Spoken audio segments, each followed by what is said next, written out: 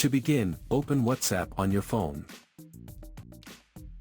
Then navigate to the Updates tab located at the bottom of the screen. Tap on Add Status to create a new status update.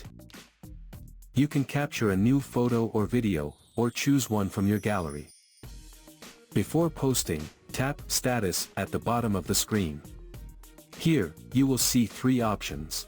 Choose Only Share With. Then, tap Include next to it.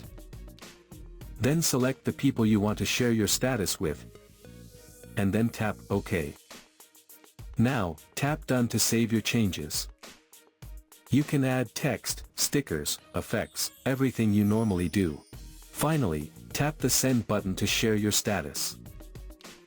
Your status has been updated, and will only be visible to the people you selected, completely private from everyone else. This lets you share status updates privately, keeping your content visible only to the people you trust. So that's how you can post a private status on WhatsApp.